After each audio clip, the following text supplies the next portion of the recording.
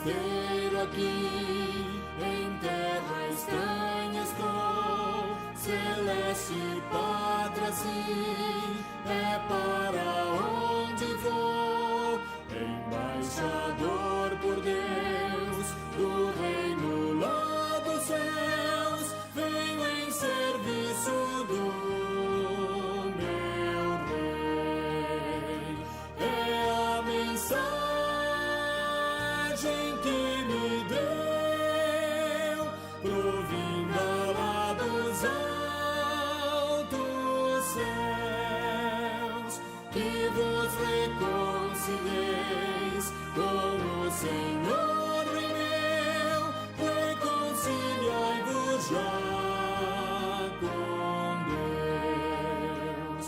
Por Deus mandado está que o homem pecador, arrependido já, se chegue ao Salvador, pois quem o receber no reino vai viver. Venho em serviço do meu rei. É a mensagem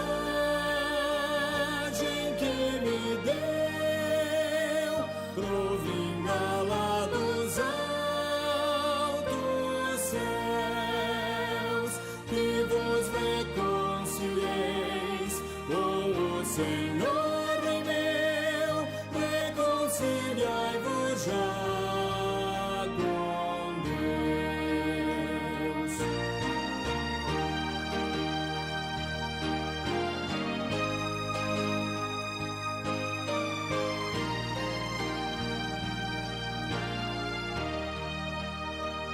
Mais belo que um rosal, o lar celeste tem, a bênção imortal, o gozo eterno além. O céu tem galardão, quem flui a redenção, venho em serviço do meu rei. É a mensagem que me deu, provinda lá dos altos céus, que vos reconcilieis com o Senhor Rei meu, reconciliai-vos já com Deus.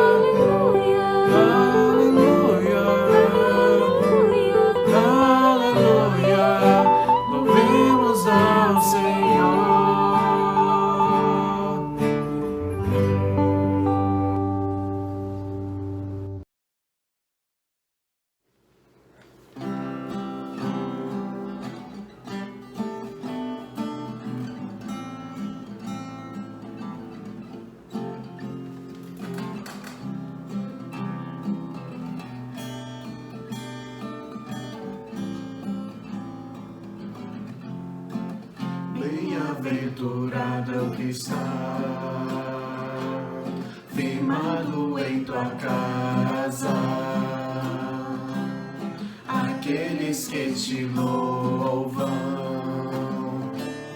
cujo coração está no nosso Deus. Bem-aventurado é o que tem sede da justiça de Deus,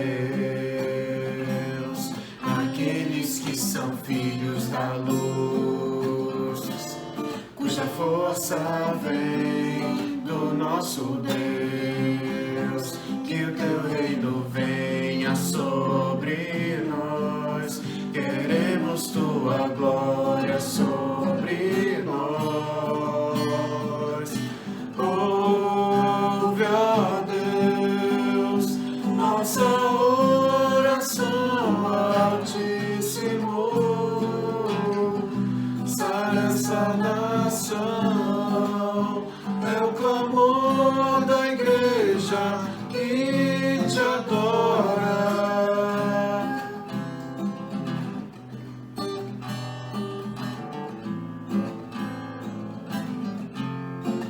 Bem-aventurado é o que está firmado em tua casa, aqueles que te louvam, cujo coração está no nosso Deus. Que o teu reino venha sobre nós, queremos tua glória sobre nós.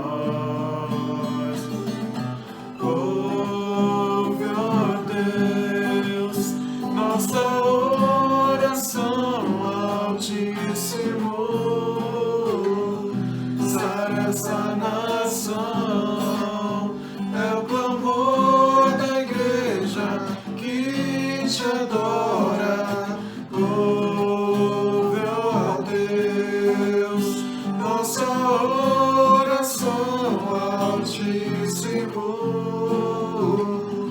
sara essa nação, é o clamor da igreja que te adora.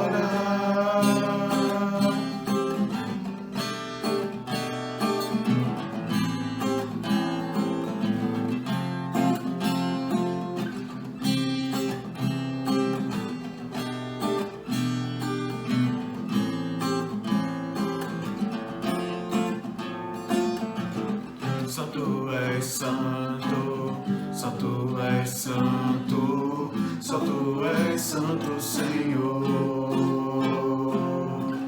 Só tu és santo, só tu és santo, só tu és santo, Senhor. Só tu és santo, só tu és santo, só tu és santo, Senhor.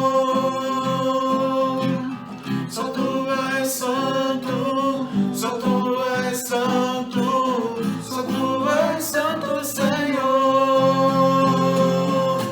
Ouve, ó Deus, nossa oração, Altíssimo,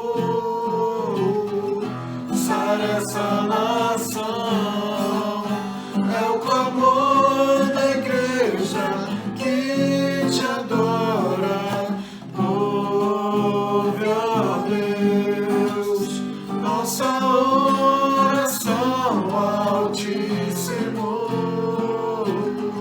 sara essa nação, é o clamor da igreja que te adora.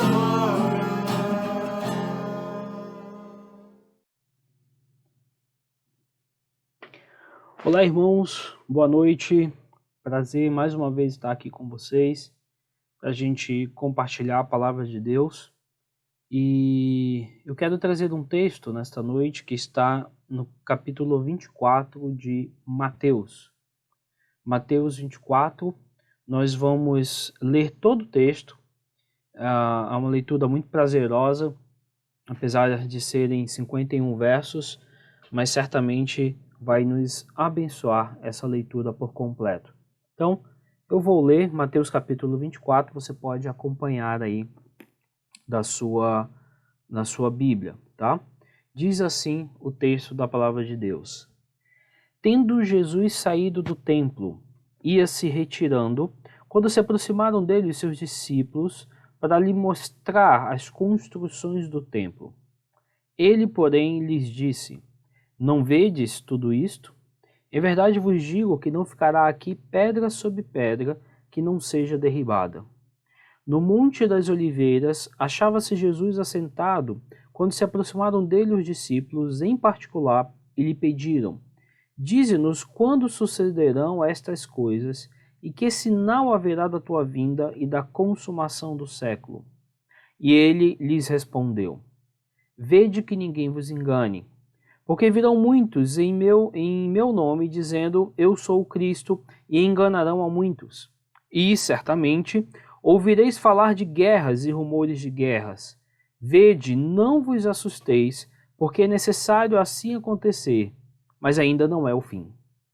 Porquanto se levantará nação contra nação, reino contra reino, e haverá fomes e terremotos em vários lugares.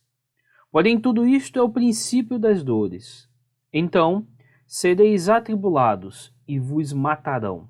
Sereis odiados de todas as nações por causa do meu nome. Nesse tempo, muitos hão de se escandalizar, trair e odiar uns aos outros. Levantar-se-ão muitos falsos profetas e enganarão a muitos.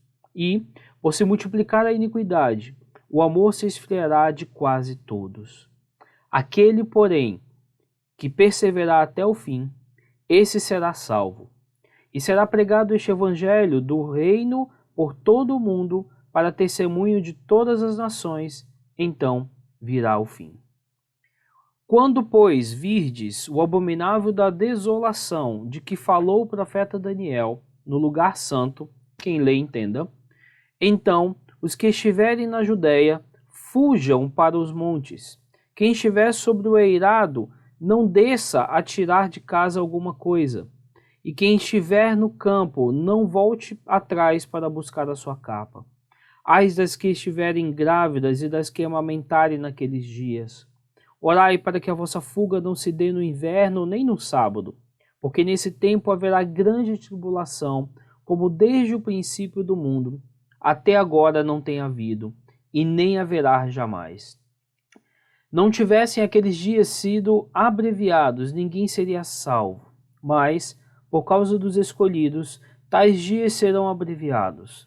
Então, se alguém vos disser, eis aqui o Cristo, ou ei-lo ali, não acrediteis.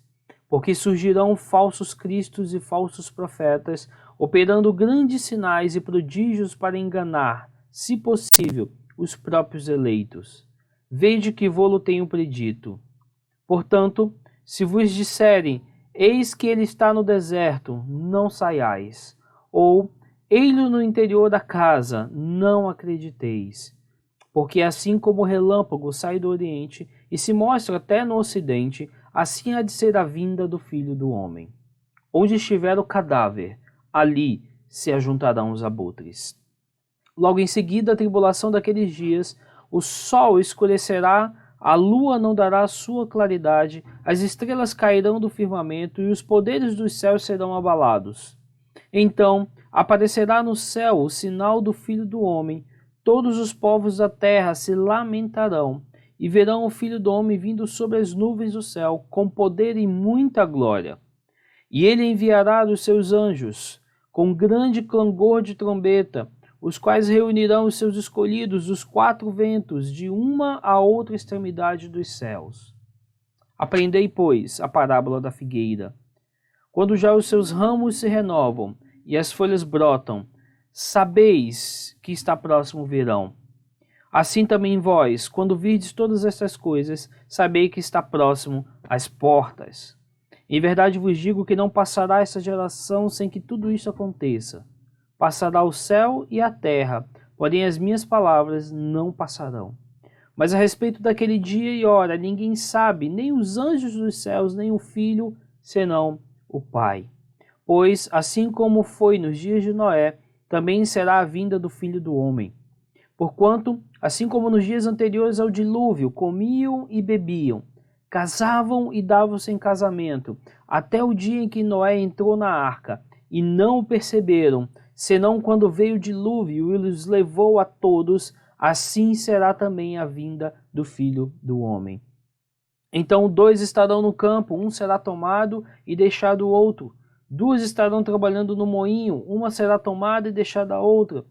Portanto, vigiai, porque não sabeis em que dia vem o vosso Senhor.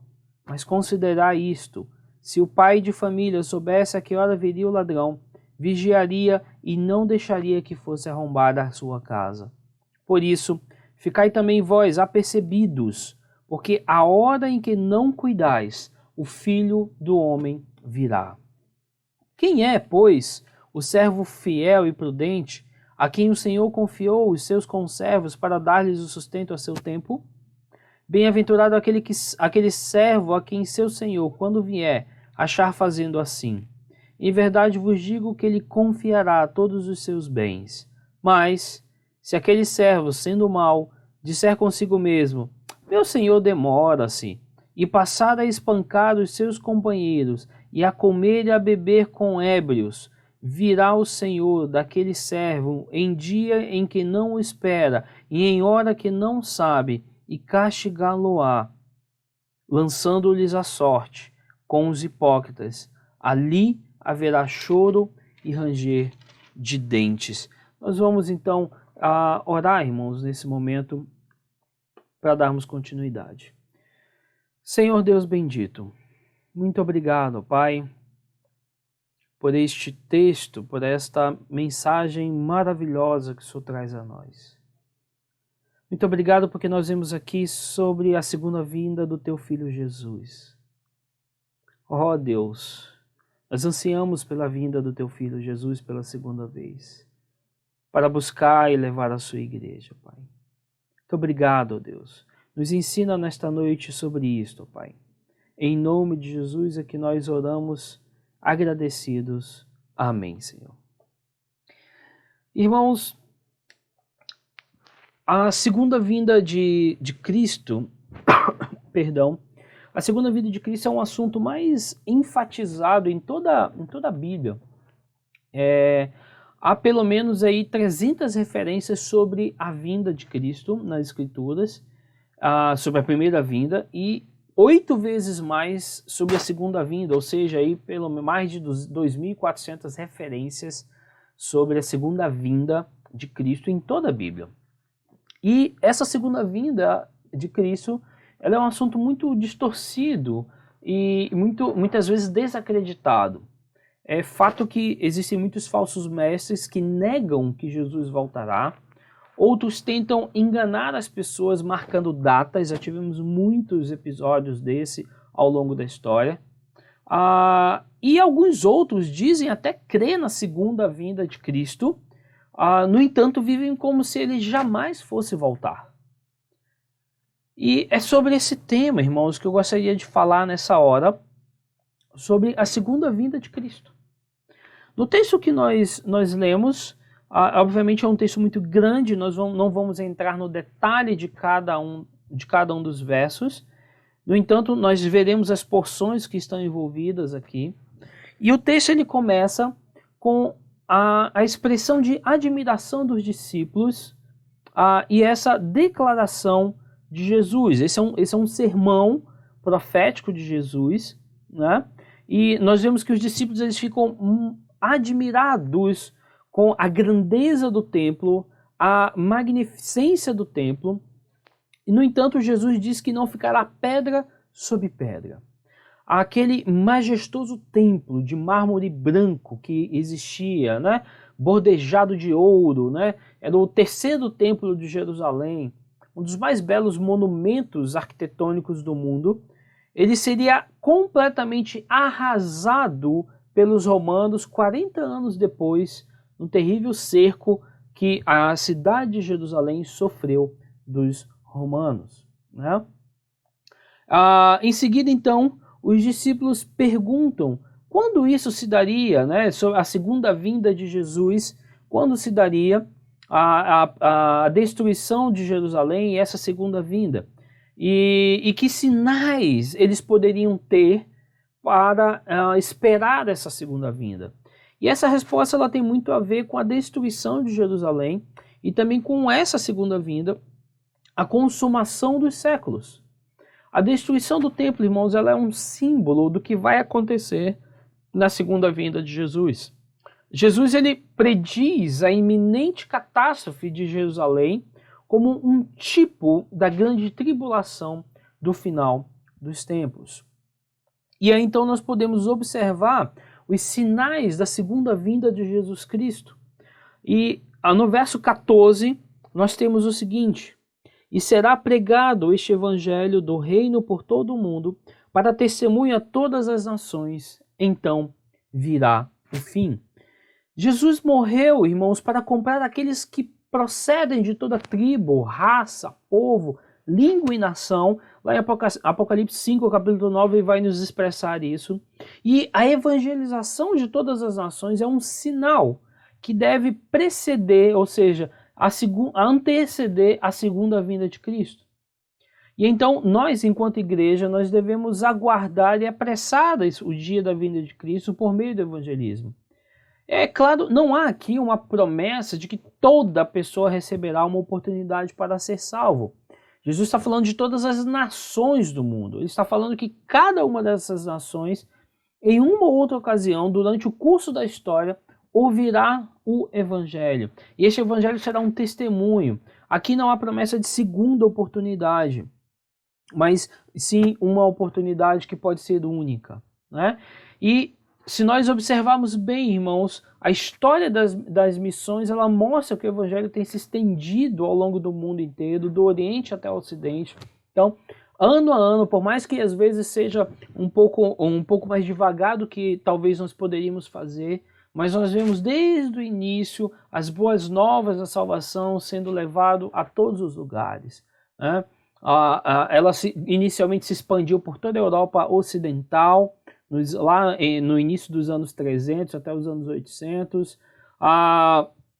se expandiu aí por toda a Noruega, Islândia, Groenlândia, os escravos da Europa se convertem como um só corpo no cristianismo, entre 800 e 1500, e o evangelho está caminhando, né?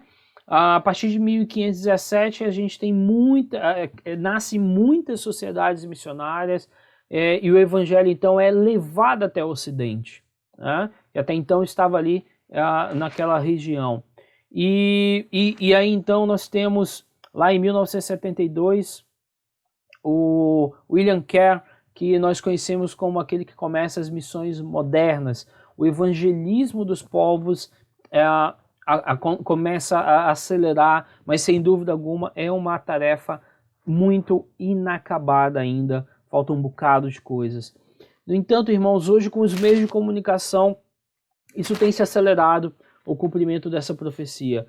A Bíblia tem sido traduzida cada vez mais, graças a Deus por isso. Missionários têm se levantado e nós podemos sim apressar a vinda de Cristo, né? O fato de nós estarmos aqui gravando fazendo essa transmissão, isso nos ajuda por demais, e isso certamente outras pessoas podem ver. Talvez você que esteja assistindo não seja da nossa igreja, da Quinta Igreja, mas talvez você recebeu esse vídeo, alguém compartilhou contigo, e você pode ser abençoado também, dessa forma pode ser evangelizado as boas novas de Jesus Cristo.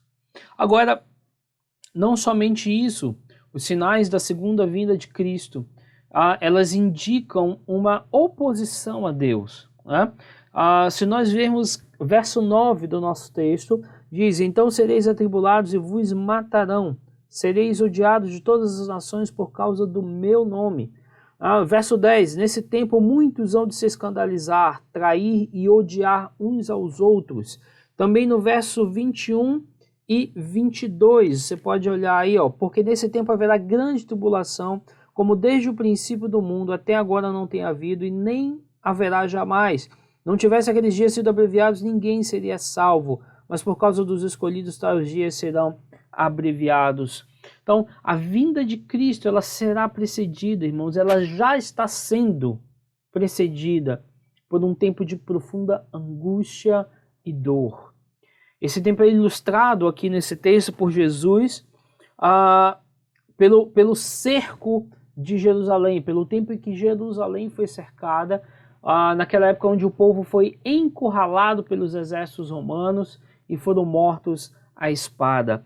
E esse tempo ele será abreviado, será diminuído por o amor de Deus aos seus eleitos. E a igreja então passará por grande tribulação, será o tempo da angústia de Jacó, não há dúvidas que nós já estamos, de certa forma, vivendo isso. A perseguição religiosa, nos versos 9 e verso 10, ela tem sido presente em toda a história. Né? Os judaizantes, os romanos, a intolerância romana, os governos totalitários, o nazismo que nós vimos na história, o comunismo, o islamismo, as religiões extremistas, todas essas são características de perseguições religiosas. No século XX, irmãos, nós tivemos o maior número de mártires da história, ou seja, pessoas que morreram por conta da sua fé. E essa grande tribulação, ela então descreve o mesmo período, a apostasia, a manifestação do homem da iniquidade e o pouco tempo de Satanás. Este é um tempo angustiante, como nunca houve em toda a história. Além disso, esses sinais que indicam a oposição a Deus, nós estamos falando então da apostasia. A apostasia nós vemos no verso 4, verso 5, que diz: ele lhes respondeu, vede que ninguém vos engane, porque virão muitos em meu nome dizendo, eu sou Cristo, e enganarão a muitos. Também no verso 23 até o verso 26 vai falar isso. Vamos ler novamente. Então, se alguém vos disser, eis aqui o Cristo, ou ei-lo ali, não acrediteis, porque surgirão falsos cristos e falsos profetas, operando grandes sinais e prodígios para enganar, se possível, os próprios eleitos. Vede que vos tenho predito. Portanto, se vos disserem, eis que ele está no deserto, não saiais, ou ele no interior da casa, não acrediteis. É significativo, irmãos, que o primeiro sinal que Cristo apontou para a sua vinda tenha sido o surgimento de falsos messias, falsos profetas, falsos cristãos, falsos ministros, falsos irmãos que estão pregando e promovendo um falso evangelho nos nossos dias. Cristo ele declarou que um falso cristianismo iria marcar os últimos dias e nós temos visto isso. Nós estamos vendo o ressurgimento do antigo gnosticismo, né? De um novo evangelho, de um outro evangelho, de um falso evangelho nesses dias. E a segunda vinda de Cristo, ela será precedida, ela já está sendo precedida por um abandono da fé verdadeira. O engano religioso vai estar em alta. A palavra de Deus diz que novas seitas, novas igrejas, novas doutrinas se multiplicarão. Haverá falsos profetas, falsos cristos, falsas doutrinas e falsos milagres.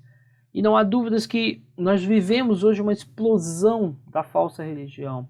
O islamismo domina mais de 1 bilhão de pessoas no mundo.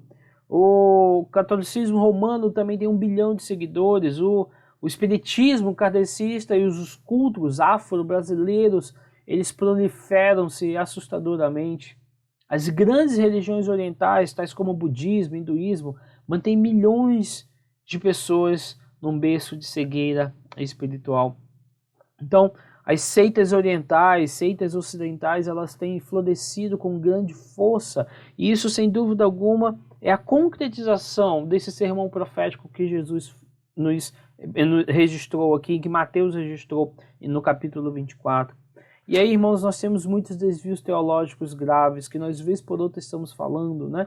O liberalismo, que tem assolado muitas igrejas, o misticismo, o sincretismo, que é a mistura de diversas religiões ou diversos símbolos de religiões diferentes, elas muitas vezes estão sendo inseridas nos nossos cultos, nas nossas igrejas, né?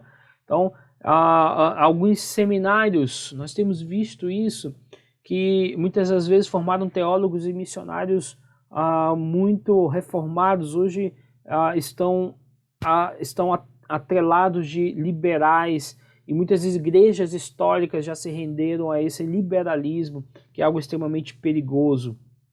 Há aquelas, inclusive, que negam a ressurreição e dizem que os milagres de Jesus são apenas mitos, né? E o misticismo tomando conta da igreja, a verdade ela é torcida, a igreja está se transformando muitas das vezes numa empresa. O púlpito, muitas das vezes, num balcão. O templo, numa praça de barganha. O evangelho, num produto de consumo. E os crentes em consumidores. Esse é o tempo que vivemos, irmãos. Além disso, nós temos como um sinal que indica a oposição a Deus do momento que nós vivemos, a depravação moral. No verso 12 do nosso texto vai nos ajudar nisso. Diz o seguinte: e, por se multiplicar a iniquidade, o amor se esfriará de quase todos. A iniquidade vai se multiplicar e o amor esfriar. O mundo vai estar sem referência, perdido, confuso, sem balizas morais, sem norte ético. Talvez já estejamos vivendo isso. Vai existir a desintegração da família, a falência das instituições, colapso dos valores morais e espirituais. É isso que Jesus está dizendo aqui. Nós temos um índice de divórcios, irmãos, que é gigante. Já passa de 50%, se você pegar as estatísticas oficiais. O homossexualismo é algo que tem sido aplaudido.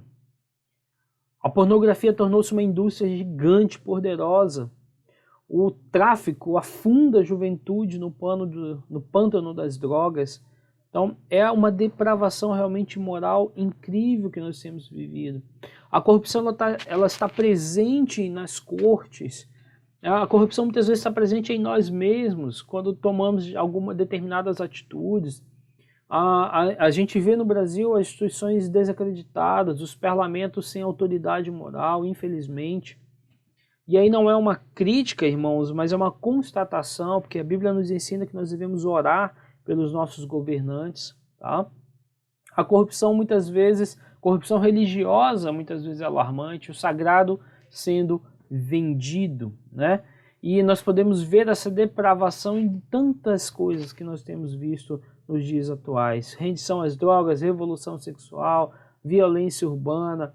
Nesses últimos dias cresceu absurdamente o índice de denúncias de violência doméstica, né? Tendo visto que as pessoas estão muito aí em casa, né? E é incrível como também nós temos um problema associado a isso, a depravação moral, que é a solidão. No meio de tanta evolução da comunicação, da rapidez dos transportes, as pessoas estão morrendo de solidão. E claro que agora nós estamos impedidos de estarmos juntos, estarmos próximos, né? E isso contribui um pouco para o processo de solidão, se não for bem tratado, se não tiver Cristo ali como alicerce, isso pode realmente ser um complicador. E nós temos também, irmãos, nesse texto, a respeito da segunda vinda de Cristo, sinais que indicam o juízo divino. Né? No verso 6 e verso 7 vai falar das guerras. E certamente ouvireis falar de guerras e rumores de guerras. Vede, não vos assusteis, porque é necessário assim acontecer, mas ainda não é o fim. Porque se levantará nação contra nação, reino contra reino, e haverá fomes e terremotos em vários lugares. Isso não é novidade, irmãos, para nós. Né? Ao longo da história, dizem os historiadores que tem havido 13 anos de guerra para cada ano de paz. Desde 1945, lá após a Segunda Guerra Mundial, o número de guerras ele tem aumentado muito, muito. Nós temos aí registros de mais de 300 guerras desde então. Às vezes são guerras, muitas vezes, que não é dado tanta publicidade, porque são guerras menores, mas são guerras, elas existem. São guerras em briga por território, para fazer novas nações serem criadas, ou para derrubar impérios antigos, né? E a despeito dos milhares de tratados de paz que têm sido escritos, os últimos 100 anos foram denominados do século da guerra. Já morreram mais de 200 milhões em guerras, 200 milhões de pessoas em guerras. Então, guerra é um assunto que não sai não sai da pauta, infelizmente. Ou felizmente, porque é o cumprimento da palavra de Deus, né? Quase 40% dos recursos de todas as nações são colocadas em pesquisa e fabricação de armas, irmãos. Né? Nós falamos de paz, mas gastamos com a guerra, por conta do medo, né, de ter países, nações, de invadirem o seu território. Então este é um ponto importante. O mundo está encharcado de sangue. Houve mais tempo de guerra que de paz, esse é o ponto. E isso tudo tem acontecido, anos e anos, e cada vez mais a gente ouve sobre isso, né? Nós ouvimos mais. Então, nós temos o caso mais recente da Coreia do Norte, né? Com os Estados Unidos, com a China, são pontos importantes. Nós temos Coreia do Norte e Coreia do Sul, que tem essa zona ali dividida entre eles, né? Então, nós falamos muito hoje em armas atômicas, nucleares, armas químicas, armas biológicas. O mundo está em pé de guerra. Isso nada mais é que o cumprimento da profecia, né? Muitas das vezes irmãos lutando contra irmãos, tribo contra tribo. É o caso lá da Albânia, Ruanda, Bósnia, Kosovo. Tudo ali era um território único, né? Chechênia, e aí você vê aí tanta briga ali naquele momento. Isso é o cumprimento das Escrituras, irmãos. Nós vemos também aqui nesse texto, no verso 7, e haverá fomes e terremotos em vários lugares. No verso 29 também vai falar, logo em seguida a tribulação daqueles dias, o sol escurecerá, a lua não dará sua claridade, e as estrelas cairão do firmamento, e os poderes dos céus serão abalados. Então a gente tem muitos terremotos. Eu, ao fazer essa mensagem, eu abri rapidamente o Google, coloquei lá terremotos atuais, e teve terremotos no Japão, nos Estados Unidos. São coisas que muitas vezes não são noticiadas, não chega para nós essa notícia, mas tem terremotos o tempo inteiro, irmãos, todos os dias, e às vezes uns mais graves, outros menos graves. Normalmente a imprensa coloca para nós aqueles que são mais graves, mas se você pesquisar o Serviço Geológico Americano, o número de terremotos está crescendo muito, e isso é cumprimento das profecias, né? O mundo é sacudido por esses terremotos em vários lugares, e não somente isso, né? Nós temos os tufões ali juntos, maremotos, que muitas vezes sepultam cidades inteiras, e o mundo está sendo sacudido por tudo isso. Nós vimos nos últimos anos, né, tsunamis, que era algo que não era muito comum nós ouvirmos, e tsunamis que invadiram aí com ondas gigantescas cidades inteiras, né? Nós vimos o furacão Katrina e outros furacões mais nos últimos tempos que deixaram aí cidades debaixo d'água, dezenas de furacões, e isso nada mais é que o cumprimento da palavra de Deus. Jesus diz que todas essas coisas iriam acontecer, irmãos. Todas essas coisas iriam acontecer. É isso que Jesus está falando aqui. Lá em Apocalipse 6 vai falar que as colunas do universo são todas abaladas e o universo entra em colapso. Tudo que é sólido é balançado e não há refúgio nem esconderijo para o homem em lugar nenhum do universo. E o homem desesperado, ele busca fugir de Deus, esconder-se em cavernas e procurar a própria morte, mas nada, nem ninguém pode oferecer refúgio para o homem. Ele vai ter que enfrentar a ira de Deus. É isso que fala o texto para nós entendermos, irmãos. Quando Cristo vier, os céus se desfarão em estrepitoso estrondo. É isso que fala. Deus vai redimir a própria natureza do seu cativeiro. Nesse tempo a natureza vai estar harmonizada, então as tensões vão acabar, a natureza será totalmente transformada a partir da segunda vinda do Senhor Jesus. Além disso, outras coisas que nós podemos comprovar que estão acontecendo, irmãos, já e anunciam a segunda vinda de Cristo, né? Verso 7 nós já lemos, vai falar de fomes, né? vai falar de fomes. Lá no em Lucas capítulo 21 também vai falar sobre isso, as fomes e as epidemias. Né? E a fome é um subproduto das guerras, né, irmãos? Ela vem muito disso, tá? Ela mata mais do que a guerra, a fome. E muitas das vezes os países estão gastando muito dinheiro em armas e esse dinheiro todo poderia ser utilizado para resolver aí a questão das fomes, né? Um presidente americano, lá em 1953, o 34º presidente americano, ele diz, ex-senhor, ele diz o seguinte: o mundo não está gastando apenas o dinheiro nas armas, ele está despendendo o suor de seus trabalhadores, a inteligência dos seus cientistas e a esperança das suas crianças. Nós gastamos num avião de guerra 500 mil sacos de trigo e num único míssil casas novas para 800 pessoas. É um comparativo assustador. E isso é o cumprimento das Escrituras, irmãos. É isso que está acontecendo. Enquanto isso, as epidemias estão se alastrando e apavorando a humanidade. A Covid-19 ela não é a primeira epidemia que nós temos, irmãos. Várias outras já aconteceram. Mais recente nos nossos tempos, a gripe aviária, que assustou todos nós, mas não exigiu que ficássemos em quarentena como estamos hoje, em isolamento. Né? A febre aftosa, né, que atinge ali os animais, o gado principalmente, mexeu com a nossa economia em alguns pontos. A AIDS continua crescendo, irmãos, principalmente por conta da depravação moral, né? E agora a Covid-19 apavora toda a humanidade. Isso é o cumprimento das Escrituras, o cumprimento do que Jesus deixou para nós e está sendo dito aqui.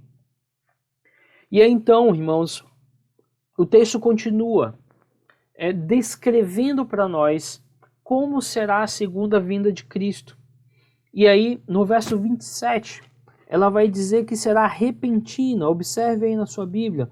O verso 27 diz: porque assim como o relâmpago sai do Oriente e se mostra até o Ocidente, assim há de ser a vinda do Filho do Homem. Como Cristo virá como um relâmpago. É como um piscar de olhos, né? O faiscar de uma estrela, como o dadejar da cauda de um peixe ali, é a vinda de Cristo. Ninguém vai poder se preparar de última hora, irmãos. Esse é o ponto. Ninguém, quando ele vier, não tem mais o que fazer. A hora de se preparar é agora. Quando o noivo chegar, será tarde demais para encher as lâmpadas de azeite. Lembram da parábola? Viver a vida desapercebidamente é, sem dúvida, uma loucura. Lá em Lucas vai nos falar: louco, essa noite pedirão a tua alma. Porque nós estamos vivendo, muitas das vezes, como se não houvesse amanhã para a vinda de Cristo. Você está preparado para a segunda vinda de Jesus? Essa pode ser a sua última oportunidade. Já é meia-noite, o noivo está chegando, você está pronto para encontrar-se com ele. Vai ser repentina a vinda de Jesus. E quando ele vier, não tem mais jeito. Você não haverá mais como se preparar para isso. Também no verso 30 vai nos dizer que a vinda de Jesus será gloriosa. O verso 30 diz: então aparecerá no céu o sinal do Filho do Homem. Todos os povos da terra se lamentarão e verão o Filho do Homem vindo sobre as nuvens do céu com poder e muita glória. Irmãos, você consegue imaginar essa cena? Aparecerá no céu o sinal do Filho do Homem. E olha o que a palavra de Deus diz: todos os povos da terra se lamentarão e verão o Filho do Homem vindo sobre as nuvens do céu. Será uma vinda pessoal, uma vinda visível, pública. Todo olho verá. Não vai haver aquele arrebatamento secreto, né? E só depois uma vinda visível, né? Eu acho até legal, engraçado aquele texto que a gente às vezes coloca no carro, né? Cuidado, esse carro pode ficar desgovernado por conta desse arrebatamento, mas não é bem assim, né? Não vai ser isso no secreto, né? Mas ela chama atenção, obviamente, essa mensagem, né? Mas a vinda de Jesus, ela é única. Jesus aparecerá no céu, ele virá do céu ao soar da trombeta de Deus, e ele descerá nas nuvens, acompanhado aí dos seus santos anjos, dos remidos.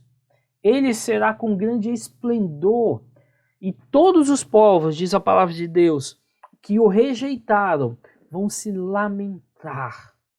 Aquele será um dia de trevas e não de luz para eles. Será o dia do juízo, onde sofrerão penalidade da eterna destruição. As tribos da terra, conscientes de sua condição de perdidos, se golpearão nos peitos, atemorizados pela exibição da majestade de Cristo em toda a sua glória. É isso que fala a palavra de Deus, irmãos. O terror dos iníquos descreve-se muito bem em Apocalipse capítulo 6, versos 15 a 17. Você pode abrir na sua Bíblia, Apocalipse 6, versos 15 até o verso 17. Diz assim o texto: os reis da terra, os grandes, os comandantes, os ricos, os poderosos e todo escravo e todo livre se esconderam nas cavernas e nos penhascos dos montes e disseram aos montes e aos rochedos: caí sobre nós e escondei-nos da face daquele que se assenta no trono e da ira do Cordeiro, porque chegou o grande dia da ira deles, e quem é que pode suster-se? Ninguém mais. Porque a vinda de Cristo será gloriosa e vai deixar aqueles que não reconheceram a Jesus como Salvador abismados, apavorados. Mas não somente isso, a vinda de Cristo, no verso 31, diz que ela será vitoriosa, irmãos. Verso 31 do nosso texto de Mateus 24. E ele enviará os seus anjos com grande clangor de trombeta, os quais reunirão os seus escolhidos dos quatro ventos, de uma a outra extremidade dos céus. Jesus ele virá para arrebatar a sua igreja. Os anjos recolherão os escolhidos dos quatro cantos de uma extremidade dos céus. Os eleitos de Deus eles serão chamados. A Bíblia diz que quando Cristo vier, os mortos em Cristo ressuscitarão primeiro, com corpos transformados, corpos incorruptíveis, poderosos, gloriosos. Aqueles que já partiram no Senhor serão ressuscitados. E eles terão um corpo semelhante ao corpo da glória de Cristo. Então aqueles que estiverem vivos, eles serão transformados e serão arrebatados para encontrar o Senhor nos ares. E assim estaremos para sempre com o Senhor. Aquele dia será um dia de vitória. As nossas lágrimas serão enxugadas. Então nós entraremos nas bordas do Cordeiro que é Jesus. E nós ouviremos a melhor fala possível de Jesus, que é: vinde, benditos do meu Pai, entrai da posse do reino que lhe está preparado.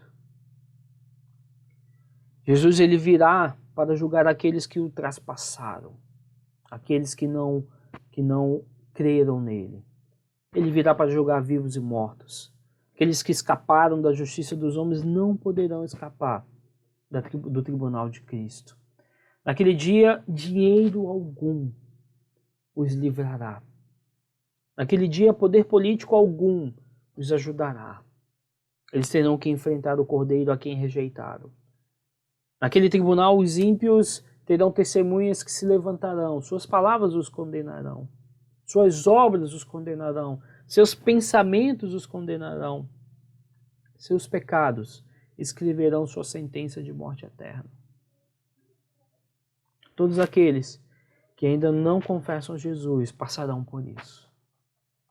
E então, irmãos, nós precisamos estar preparados, porque as evidências de que Jesus está voltando é muito clara.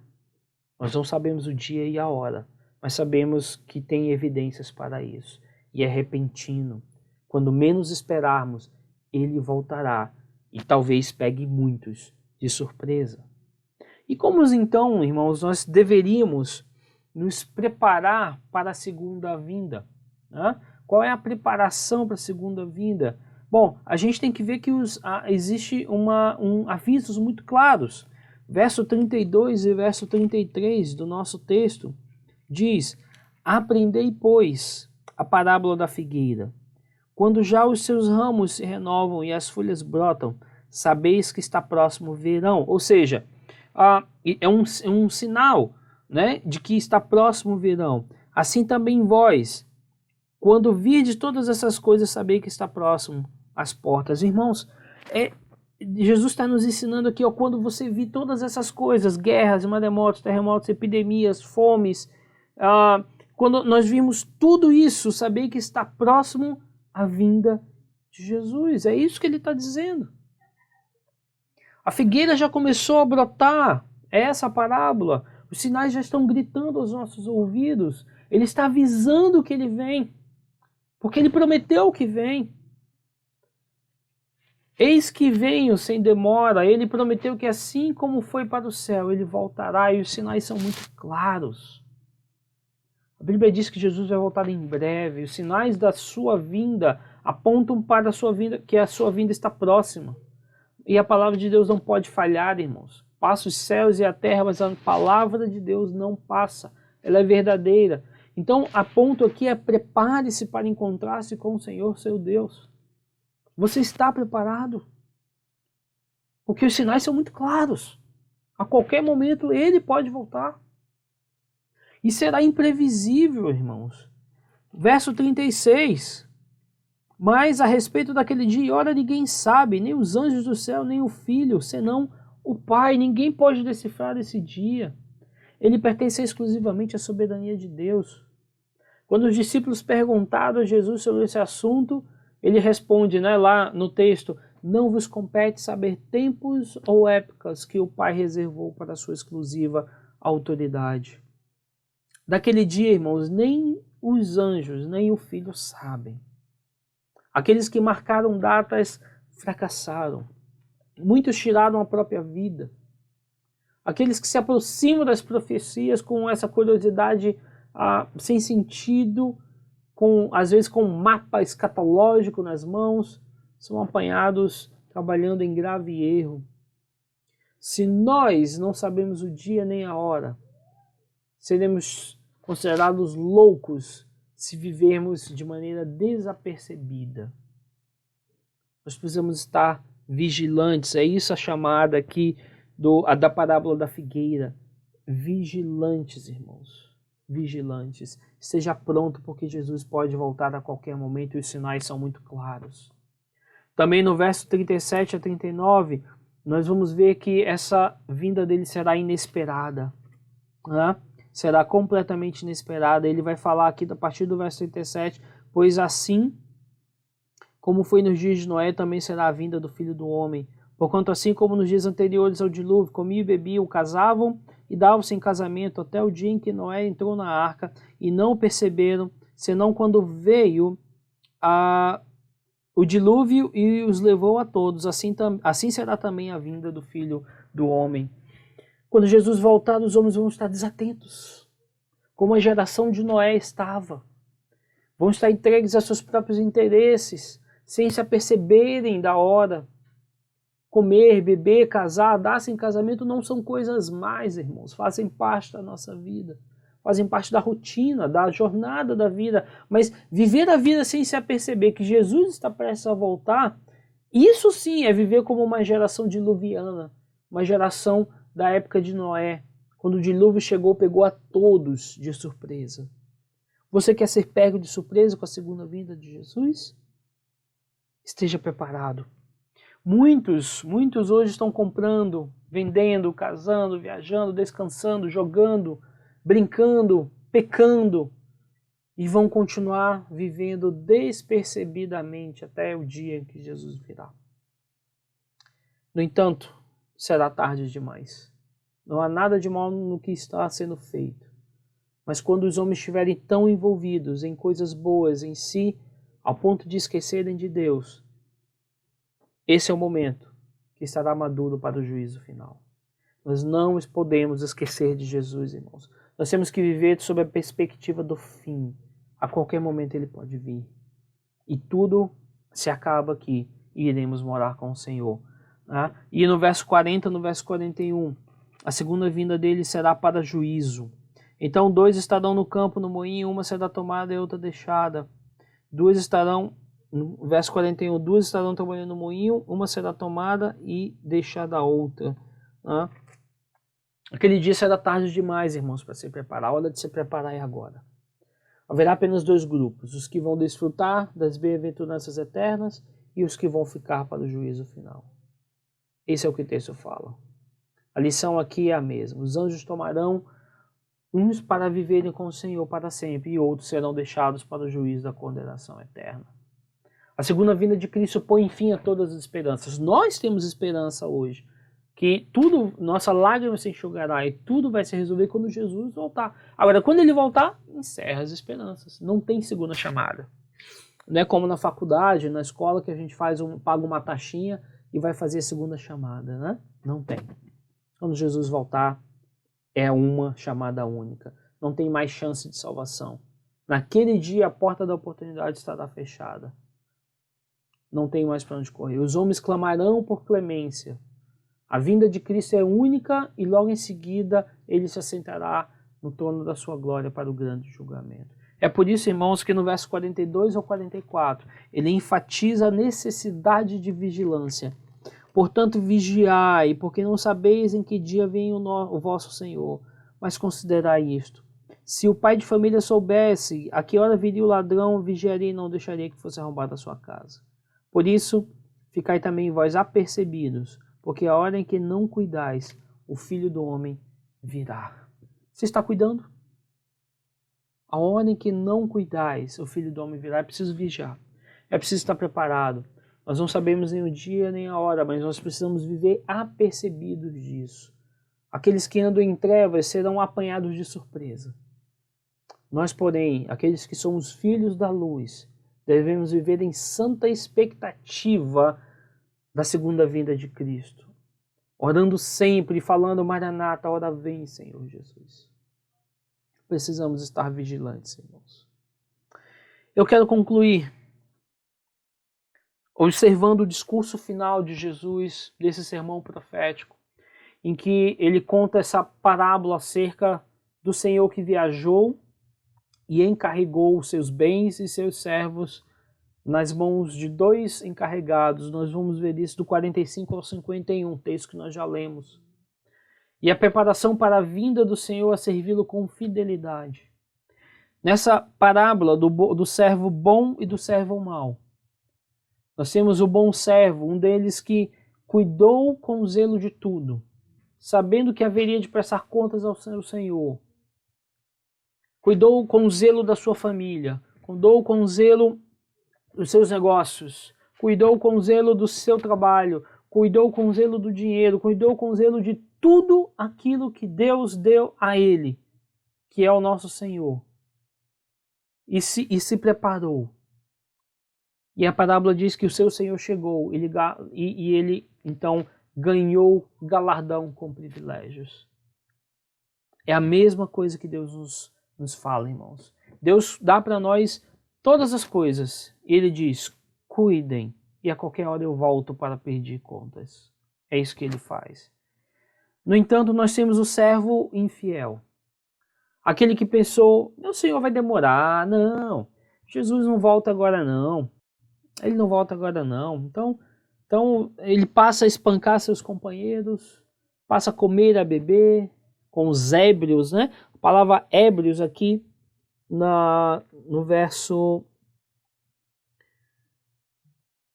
disser consigo mesmo, passar a espancar e comer a beber com ébrios, no verso 49, né? Então comer a beber com os alucinados, né? Os bêbados, embriagados, extasiados, andar realmente na roda dos escarnecedores, como diz lá o Salmo.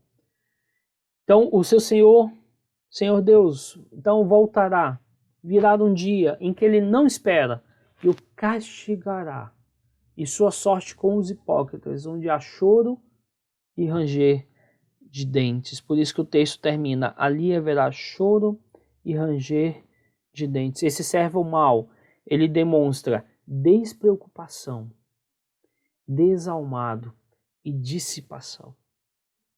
Por isso a pergunta, irmãos, para mim e para você, como é que você está vivendo?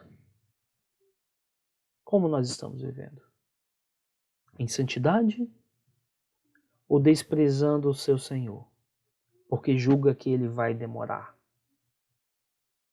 Se Jesus voltasse hoje, você está preparado? Você está pronto para subir? Você ouvirá do Senhor Deus, vinde benditos do meu Pai? É isso que você ouvirá? Ou você ouvirá, apartai-vos de mim, malditos, porque nunca vos conheci? Essa é uma reflexão importante desse texto. Se for necessário, acerte sua vida com Jesus. Acerte com Ele. Em breve Ele vai chamar você para prestar contas da sua administração. Viva hoje como se Ele fosse voltar amanhã. O dia final se aproxima. As evidências são muito claras. Jesus está voltando. Não sei quando, mas Ele está voltando. Pode ser amanhã. Pode ser daqui a um tempo mais. Nós precisamos estar preparados, irmãos. Viver um dia após o outro, sob a perspectiva do fim, em que o Senhor vai voltar a qualquer momento. Que Deus nos abençoe e nos guarde e nos faça compreender essa sua palavra. Nós vamos orar nesse momento, agradecendo a Ele por tudo aquilo que nós ouvimos da palavra dele nesta noite. Vamos orar? Senhor Deus, muito obrigado, a Deus, porque temos a chance de ler a Tua palavra. Muito obrigado porque temos ela traduzida para a nossa língua. Muito obrigado que podemos compreender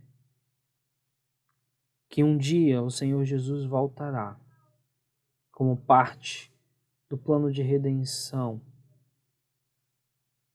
do glorioso plano em que teremos uma vida eterna ao Teu lado, Senhor.